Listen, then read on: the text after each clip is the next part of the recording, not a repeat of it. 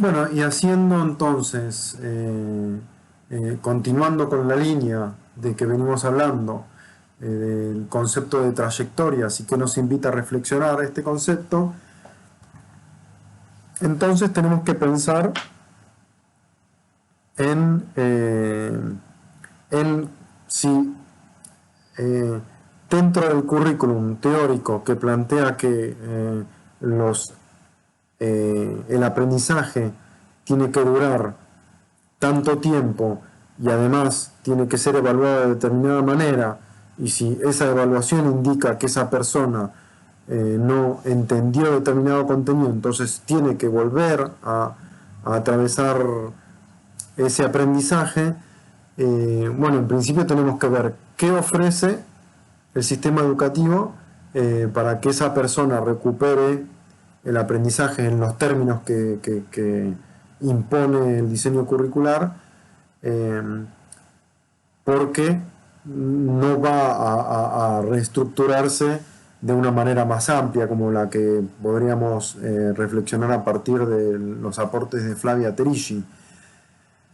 Bueno, aquí me parece que podemos incorporar el texto de Alicia de Alba, porque me parece que Alicia de Alba tiene una perspectiva sistémica como la tiene también Flavia Terici, pero de una manera diferente, porque me parece que por ahí hace sus aportes para que entendamos el funcionamiento del currículum y su historia, ¿sí? La historia a partir de cómo se construyó, en principio entendiendo que parte de una definición general que es la siguiente.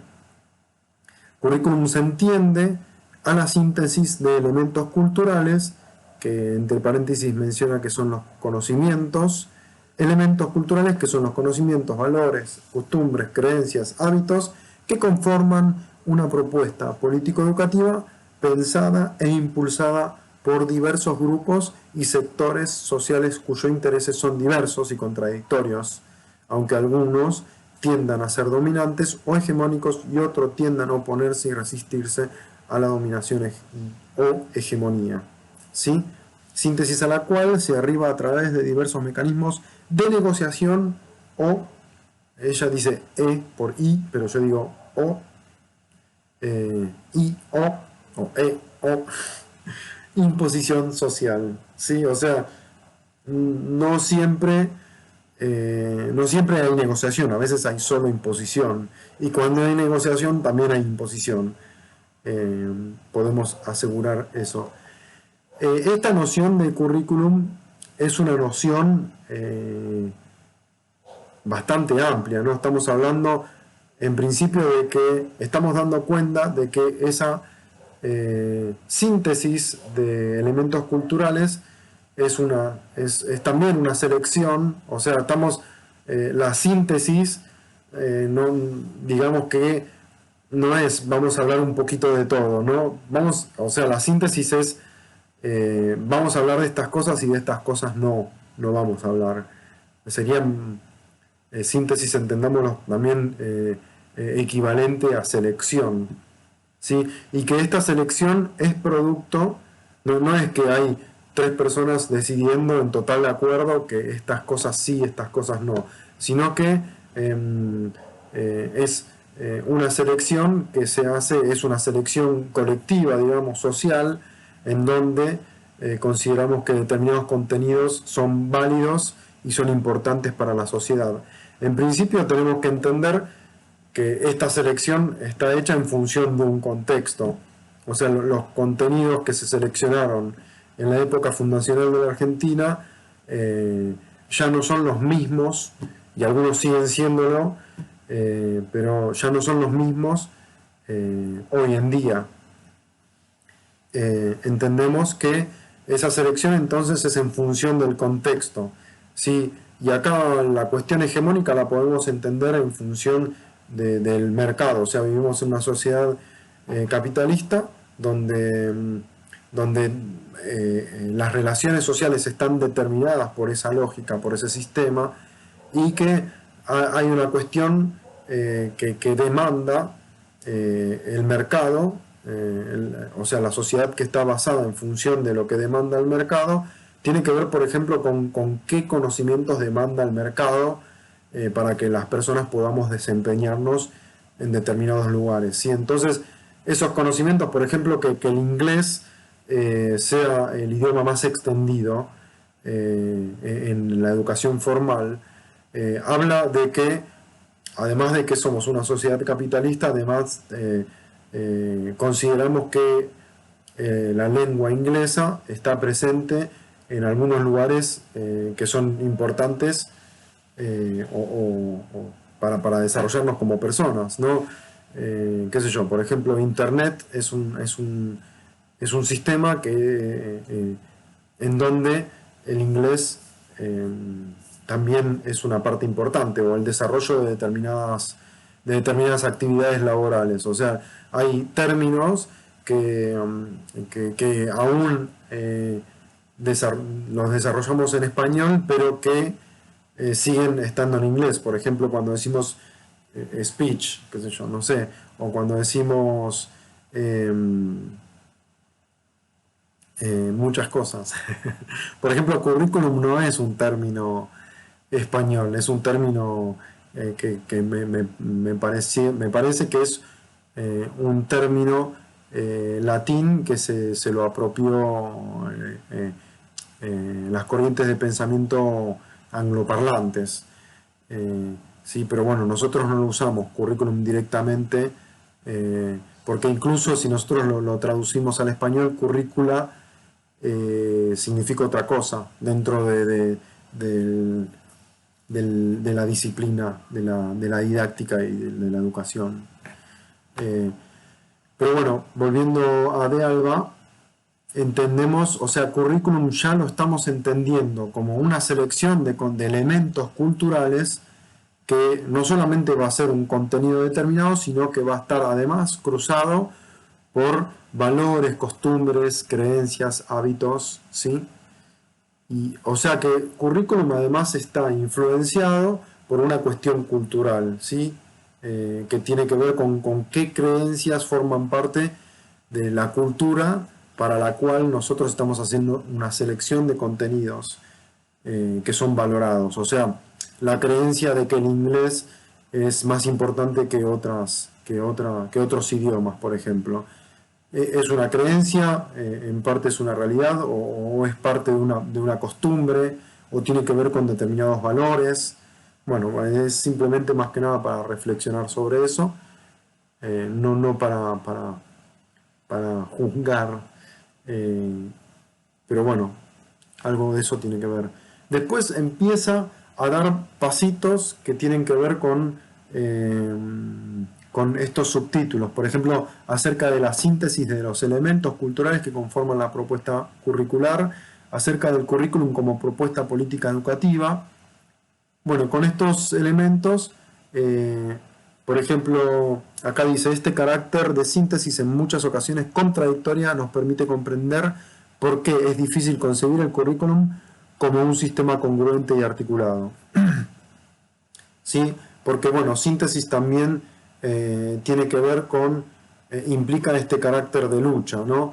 O sea, hay elementos que se colaron dentro del currículum y que tienen que ver con sectores que no son parte del hegemónico, o sea, que no tienen la facilidad para acceder a la discusión sobre lo que ingresa o no al currículum, han tenido otras estrategias para ingresar al currículum a pesar de no ser hegemónicos. Entonces el currículum está compuesto por esta serie de contradicciones también, ¿no? El currículum impone una forma de organizar el contenido, pero también impone formas de ver la sociedad de manera democrática. O sea, las escuelas, ¿cuánto democrático tienen? Y bueno, quizás tendrán el mismo porcentaje de democracia que tiene la sociedad o el contexto que está definiendo a través del currículum cómo debe organizarse. Sí, Si nosotros nos ponemos cruzamos un poquito el texto de Terici con el de Alba, entonces podemos pensar, bueno, ¿cuánto podemos discutir los docentes, les docentes? ¿Cuánto pueden discutir las familias o les estudiantes en la organización de los contenidos? ¿Cuánto? ¿Cuánto podemos discutir si mi aprendizaje o mi ritmo de aprendizaje dura un año más? ¿Por qué me tengo que separar de mi grupo de pertenencia y empezar a formar un grupo de pertenencia nuevo, incluso bajo el mote de pibe que repitió, volviendo a tener que repetir un montón de contenidos que tengo aprobados porque me llevé 3 contenidos de los 17, ponele. O sea, fíjense que esta lógica no está puesta, la mirada no está puesta en el sujeto que aprende, sino que está puesta en que es la manera más fácil de resolver sistémicamente un sistema que excluye a las personas, ¿no? Entonces, a ver, la escuela, básicamente podemos empezar a entender por qué es un caos la escuela, ¿no? Porque, bueno, en realidad el currículum trata de organizar y controlar, incluyendo algunos elementos que no son, que no buscan imponer ni organizar, sino que son más democráticos, que buscan dar más lugar a la docencia como profesión, para transformar ese contexto que tiene, ¿no?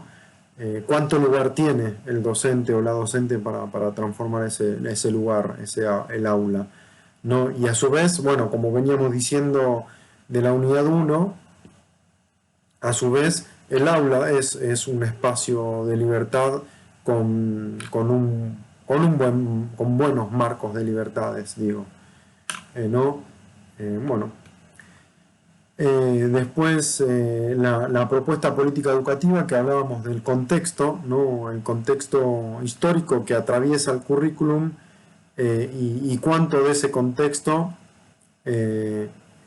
refleja el currículum y la selección de esos contenidos o la síntesis que representa.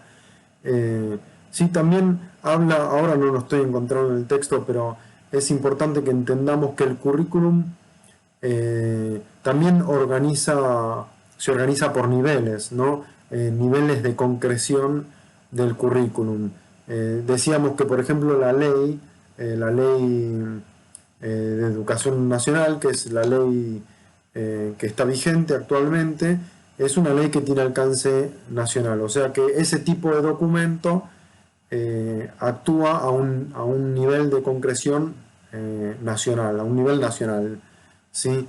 Después, por ejemplo, los documentos curriculares que se construyen en el Consejo de Educación Nacional, que se construyen en base a la Ley de Educación Nacional, son documentos que tienen alcance nacional. Sí, está compuesto por asesores o ministros de educación de cada provincia o jurisdicción. También los documentos que se desarrollan a nivel jurisdiccional en cada provincia o en jurisdicciones como Capital Federal tienen un alcance jurisdiccional, por eso el nivel de concreción jurisdiccional. Y después tenemos el nivel de concreción institucional o áulico, y ahí tenemos documentos que son propios de la institución, que organizan el contenido y los tiempos de institucionales, por ejemplo los proyectos educativos institucionales, los PEI, tienen nivel institucional, o los programas que desarrollan los mismos o las mismas docentes para cada materia, para sus materias, o para cada edad, para cada nivel. En ese caso, el el programa del docente o de la docente tiene un nivel de concreción áulico, ¿sí? En principio, estos son los elementos que me gustaría que nosotros tengamos en cuenta para abordar currículum, ¿sí? Eh, eh, los, los elementos que participan en la construcción de un currículum, dependiendo del contexto y dependiendo del contexto histórico, del contexto político, económico, también teniendo en cuenta las lógicas que persisten dentro del currículum, que son lógicas que son impuestas más allá de la región en la que hablemos, en la que miremos a ver cómo funciona una escuela. Hay impuestos algunos tiempos que se deben manejar, el horario de ingreso, el horario de egreso. También dentro están concebidas cómo se organizan los tiempos, si es jornada simple o jornada completa, por ejemplo, qué actividades son parte de esos tiempos extra que forman parte de las propuestas de jornada completa, y cómo se organizan también los tiempos de ocios, o sea, de recreo, y cómo esto influye en algunos sectores, en algunas personas que no son individuos, que no son casos paradigmáticos, no quiero decir paradigmáticos, que no son casos aislados, no, sino que es un porcentaje de la población, y que por alguna razón que no solamente tiene que ver con cómo se organiza el diseño curricular, sino que también es una complejidad de situaciones, porque por ahí tiene que ver con el estilo de vida o situaciones particulares que sucedieron, pero la lectura que intenta hacer Flavia Terici es que hay elementos que no tienen que ver solamente con el contexto particular de cada persona, sino que son cuestiones sistémicas, y que por eso al desarrollar este concepto de trayectorias se da cuenta o se refleja que esas situaciones no son aisladas, entonces son cuestiones que reflejan que el sistema educativo es expulsivo, ¿sí? No se pone la mirada sobre la persona que abandona, que antes se podía decir de una categoría como el abandono escolar, ¿no? La categoría de abandono escolar está poniendo el acento en lo que le pasa a la persona, por qué abandonó, sin preguntarse en qué pasa en el sistema que hace que esa persona abandone.